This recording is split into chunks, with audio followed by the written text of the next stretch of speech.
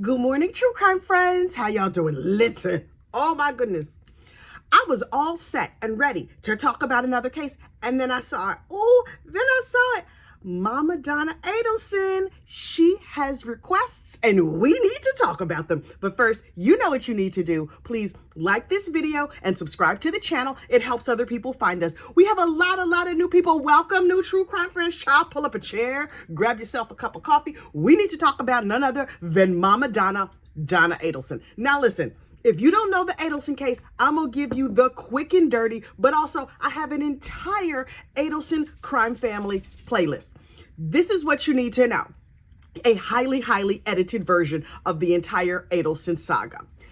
Donna Adelson has a couple of kids, and her and one of her kids, her son Charlie, got together and they were like, you know your sister Wendy? We don't like her ex-husband. Let's just shuffle him off this mortal coil. Allegedly, that's what they said. And so Charlie was like, yeah, Mom, that seems like a great idea. I know some Mamalukes who can take care of that. And the Mamalukes went up from southern Florida to northern Florida, Tallahassee. Oh, excuse me. I've been sipping too much coffee this morning. The Mamalukes went from southern Florida to northern Florida and unfortunately unalived Wendy's ex-husband. That is like the bare bones of this case, right? The Mamalukes get caught, and then the police ultimately wind their way back to Charlie Adelson, Wendy's brother. And he was just like, what, me? I'm a dentist. Everyone loves me. Yes, I'm a narcotics enthusiast, but not the bad narcotics. I only do the cocaine just because it smells good. Only, if it smelled bad, I wouldn't do it. But I do the cocaine, allegedly, and steroids. And I also, in addition to being a dentist who makes millions of dollars, I also am in the sales and marketing of steroids. He was a terrible human being. Anyway, his mother was like, Charlie, you're the best. Oh my gosh, this is so wonderful. That's kind of what she said. That's the spirit of what she said, right? And so the daughter Wendy was like, thanks so much for taking my ex-husband off this mortal coil. Now I can live down here in civilization, aka Miami. Is that civilization? I have questions. Hang on. So Wendy Adelson moved her kids down to South Florida to be close to her mom and them. And her mother and father, they doted on the grandkids and they took them to school and they helped out and they did all the things. Please know that these things do not replace having a father who was no longer on this mortal coil. But Donna was like, the most important thing is me, that I have my grandkids near me. I don't care that I eliminated their father, right? So for 9 years, Donna just went on with her life. And she was like, I think I forgot my part in the unfortunate unaliving of my ex-son-in-law. What could it possibly matter? Because I personally am happy. Now, these are not quotes. I just feel in my spirit that this is what she said, right? So then Charlie gets arrested. Charlie was like, wait. Those Mamalukes fingered me in the crime? Oh no, Listen, I hired a lawyer. I'm obviously not going to be convicted because I am the maestro. I am a dentist. I drive a sports car. People who drive sports cars, they don't get arrested. Sorry, Charlie. Literally, now you are arrested and you have gone to prison for life. Now, Mama Donna is going to prison. Mama Donna is innocent unless she is proven guilty in a court of law. And those prosecutors up in Tallahassee, child, they have no time for her mess. So Mama Donna was arrested while trying to flee the country, as innocent people do. Anyway, I know a lot about how innocence works because I myself am mostly innocent of most things. And I have never, unfortunately, unalived anybody. I have left the country, but not trying to flee justice, right? So she was like, we're just going to take these one-way tickets to Vietnam and go on vacation.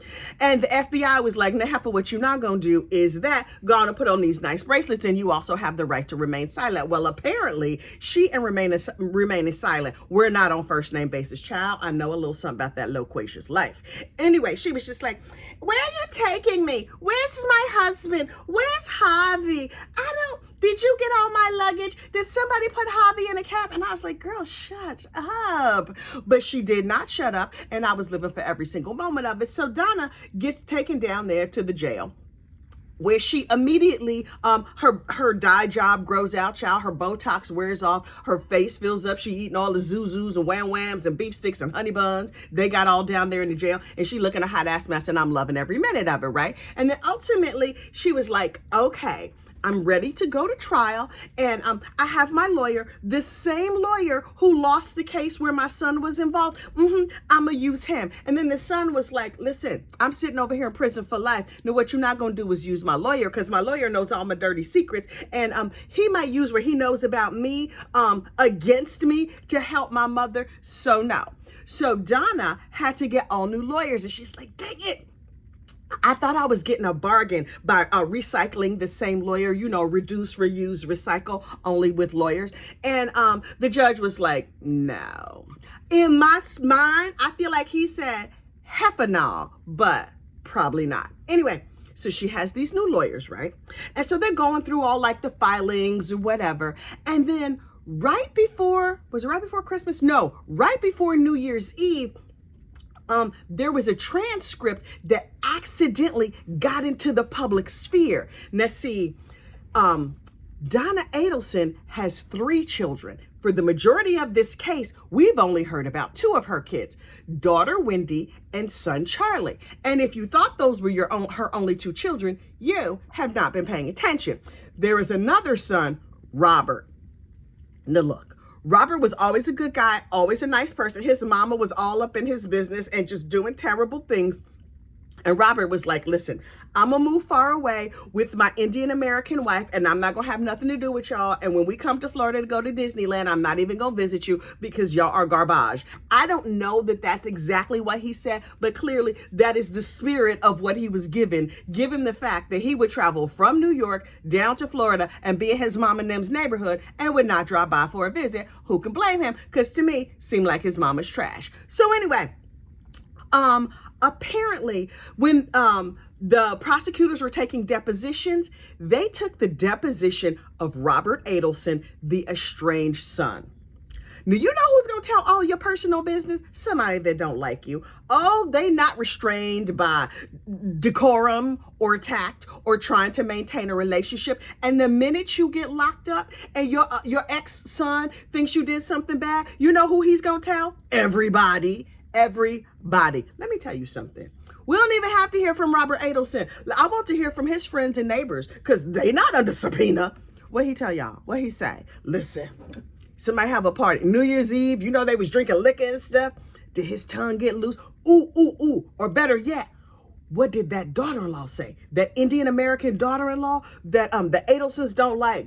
Girl, she's like, I barely got out of this with my life. Oh my gosh. So anyway, apparently, while doing depositions, Tallahassee district attorney or whatever interviewed the estranged son, Robert Adelson. Well, young Robbie, who is like 50, had a lot to say about his mom and them.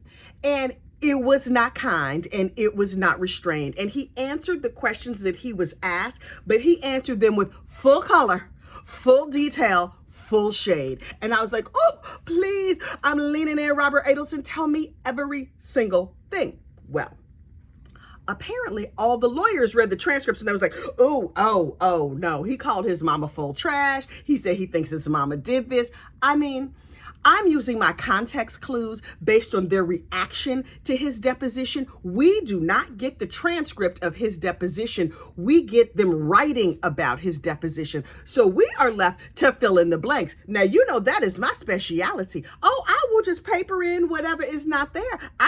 Sometimes something rises up in my spirit. And if it feels true, I'm going to tell you, right? So, apparently in the deposition of Robert Adelson, he said that he thought his mother committed a crime. He was pretty sure she was guilty. He said his mother used a racial slur. What slur, when, under what circumstances, against who? I suspect a racial slur was used against Robert Adelson's Indian American wife. I do not know this for facts. You are not here for facts, child. You are here for the gossip, the rumor, and the innuendo of the situation. And that is what I am here to deliver.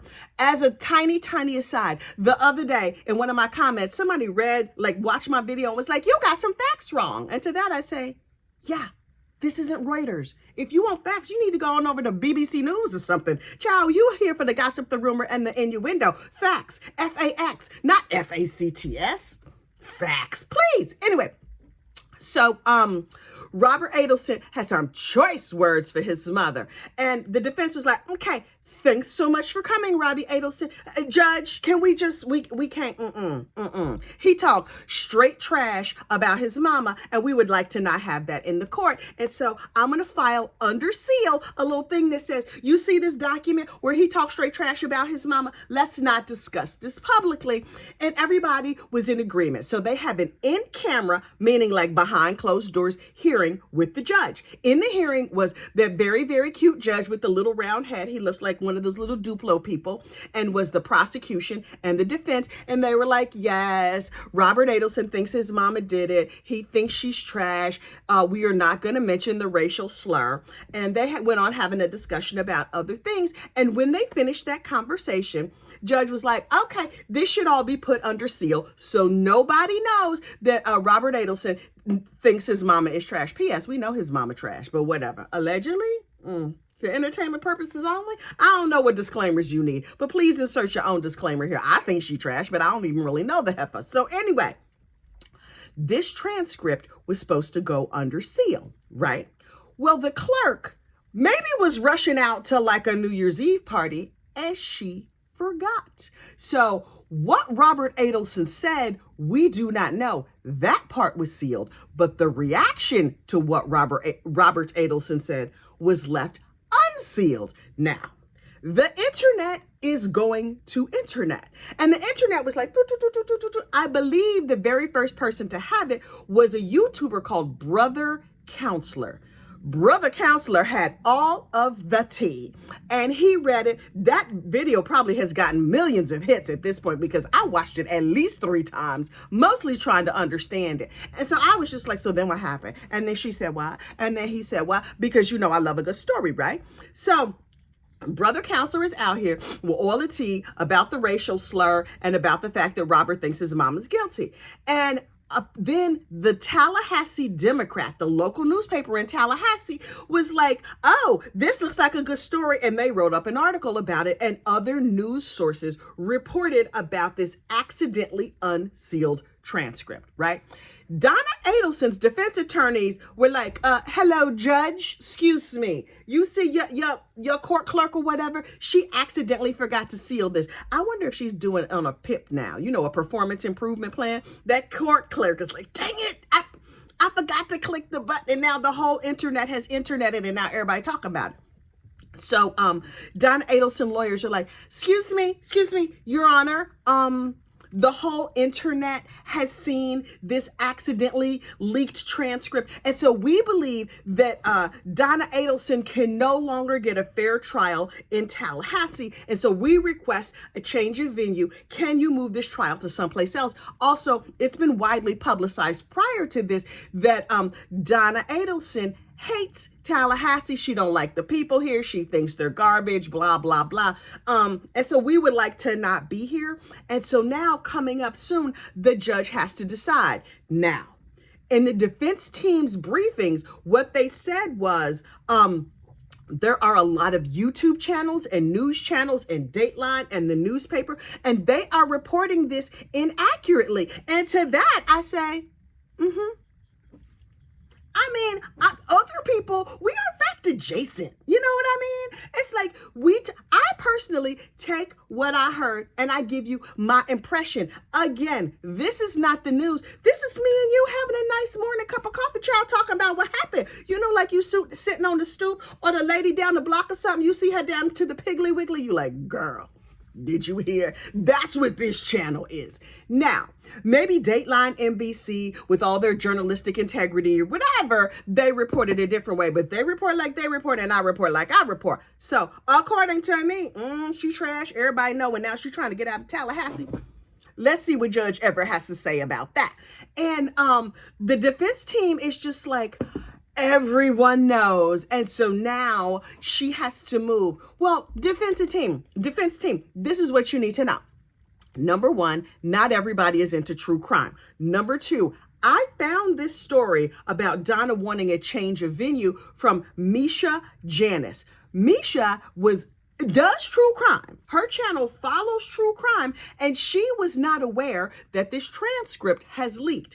Number 3, defense team, not everybody is following every little nuance of this case. This crime happened 9.5 years ago. Apparently, Tallahassee is a very transient place. There's a bunch of universities there. It's the state capital. People move in and out all the time.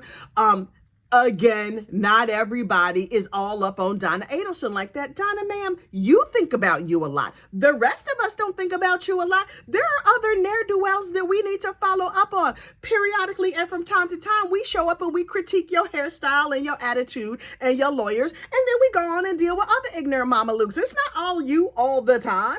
Anyway, although when it is you, child, I am paying attention. So, we get to find out in early February if there will be a change of venue for Donna Adelson. I personally, in my guessing and mere speculation, think no. But that doesn't mean that I'm absolutely right. As I noted before, I am not a lawyer. Child, I'm your town gossip. But grab your cups of coffee and sit back. We gonna see. In the meanwhile, we will continue to follow other mamalukes and see what they are up to. I will talk to you soon. Bye.